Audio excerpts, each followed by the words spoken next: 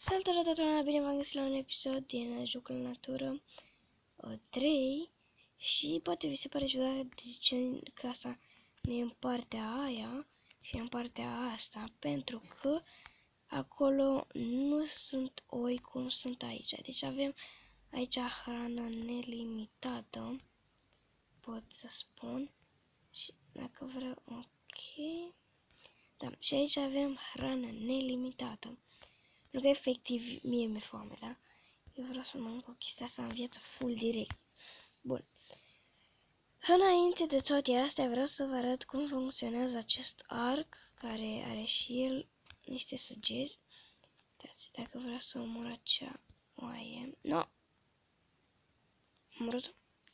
Nu omorât-o. Mi-e greu că merge în lag. Ia de. What? Trebuie să trag mai sus. Bun. Da, aici trebuie să tragi mai sus pentru că cu arcul, da, cu cealaltă armă, adică cu aceasta, care are altfel de săgeți, trage altfel, ea trage drept, adică uitați, gen, vreau să o nimeresc acolo, dar nu știu dacă se duce. Ok, da, nu cred că se duce, n-are o distanță așa foarte mare, dar uitați aceasta, poc și... Really? Iată. Bun, și am omorât, dar aici dacă nu se vede, gen asta cu care am tras, zic, am uitat cum se numește, asta cu care trag, nu mai știu sigur, nu arma, săgețile acestea care trag, nu cred că se numesc săgeți, habar n-am. Da, deci în episodul acesta nu v-am prezentat casa, deci pe interior e la ochi. Pe interior e la fel, foc așa, de fapt la fel. Și așa arată pe exterior. Yep. Cam asta ar fi casa. Scuzați dacă merge în lag. Știu că am mai făcut un episod, dar nu mai știu sigur dacă l-am șters sau nu, dar oricum. Sau ăsta poate să fie episodul 4, nu 3. Depinde și avem nevoie de sfoara aceasta. Cred că o să revin după ce o să fac 6 bucăți de nu știu, de acoperiș, să zic așa. Deci îmi trebuie cam mult material. Trebuie 50-60 de dale, 12 sfori și 12 lemne prelucrate. Bun. Și eu o să pun pauză și o să revin că am toate materialele făcute. Bun, am revenit și la noi aceste, cum să spune, acoperișuri, să le zic așa, habar n-am, sunt cam gata, doar trebuie să le punem. Păcat că casele, ar fi tare să fac un update unde casele să poți să le faci și etaj, pentru că ar fi foarte, foarte tare. Ok, acum nu vedeți nimic, da? Ok, că mă punem. Bun, și încă una. Perfect. Și bun. Cam asta ar fi și casa. Aș vrea să fac un foc, dar nu trebuie piatră. Ok, și de asta am zis, uitați câte oi sunt. Dacă era seară și eram acolo, nu găseam nici o oaie, deci efectiv era nasol. Bun, sau mii, habar acestea. Da, deci asta s-ar putea să fie, nu știu dacă v-am spus, episodul 3 sau 4. Depinde, cred că am mai făcut un episod în care am mai făcut, de fapt nu, dacă am mai făcut un episod, în fine. Da, cred că 3, da, ăsta e episodul 3. Și încă una, hai. Bun, și da, fraților, dacă aveți un program cu care editați, să mi-l trimite și mie, pentru că chiar am nevoie. Adică place așa să editez și chestii. Dar mi-am instalat o grămadă de programe de editat, dar niciunul nu-mi place. Unul nu îți micșorează și nu vezi chiar tot. Adică dacă ai ceva într-un colț acolo, nu vezi colțul, că ți-a mai micșorat ecranul. Sau gen, poți să filmezi doar 10 minute ca să le editezi, că atâta vrea aplicația, gen, nu știu cum să vă zic. Și da, ok. Și de asta vreau să vă zic, Dacă aveți, da, să fie mai bun, pentru că, na, ca să fac și eu niște episoade mai ca lumea, o să-l punem aici.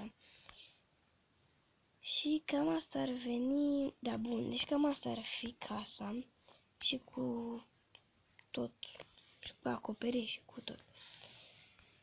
Și haideți să vedem dacă ne-am făcut, dacă, nu cred că mai avem nimic, cred că o să încheiem în 3 episoade această serie, habar n-am. Bun, sfera cu ce ne ajută? Să zici. Ok, deci, efectiv, dacă știți în comentarii, dacă știți, să-mi spuneți în comentarii de unde iau astfel de piele. Eu m-am dus pe... Eu am crezut că asta e piele de... Nu e de oaie și de altceva. Și pielea aceasta o găsesc la un lup sau ceva gen. Ei, și m-am dus pe stânci, stați că dacă pot să vă arăt, gen undeva pe... Acolo e o stâncă, dacă vedeți, partea aia acolo.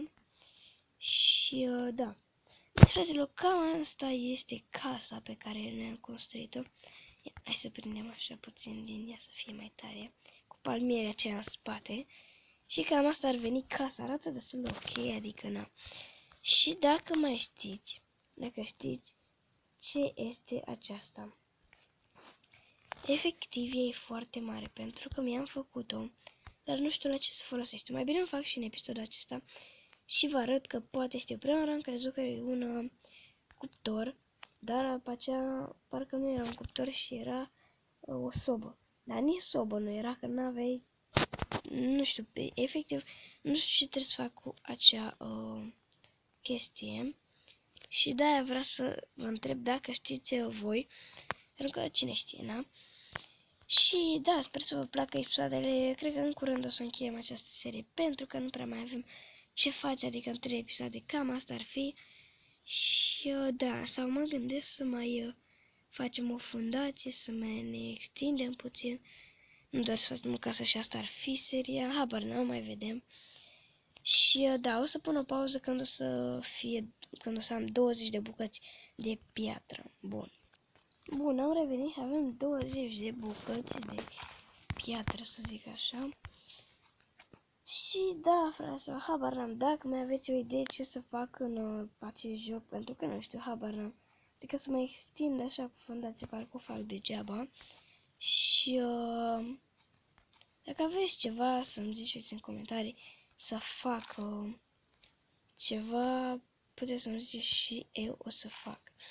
Bun, haideți să vedem că să vă arăt asta, pentru habar n-am. Poate îmi ziceți voi ce este și da. Nu știu sigur dacă ar mai trebui să vorbim de vlog, că v-am povestit. Am scris acolo o idee despre vlog. Și da, cam asta ar veni. Deci asta este soba sau ce o fi ea. Să punem partea aceasta. Bun.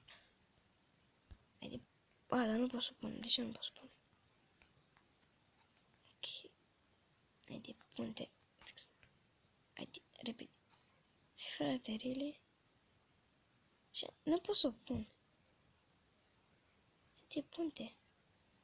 Da, ok, o să punem într-o parte așa la geam, pentru că noi ce facem. Sau? Ba, uite că merge. Bun, asta ar veni. N-am făcut-o eu foarte dreaptă, pentru că nu știu de ce. Na. Deci, e un furnace, cred, sau habar n-am. Efectiv, habar n-am ce face chestia asta. Nu știu. Asta că nu am mâncare. Bun. Habar n-am ce face chestia asta. Poate știți voi în comentarii să-mi știți. Se extinde, de fapt, e mare. Se duce până... Ba nu, nu atinge tavanul. Dar cred că ar trebui să atingă tavanul, habar n-am. Și așa arată. Arată ca un cuptor. Adică furnace. Da. Fine, și cam asta ar veni.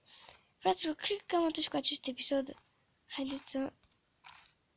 Ok.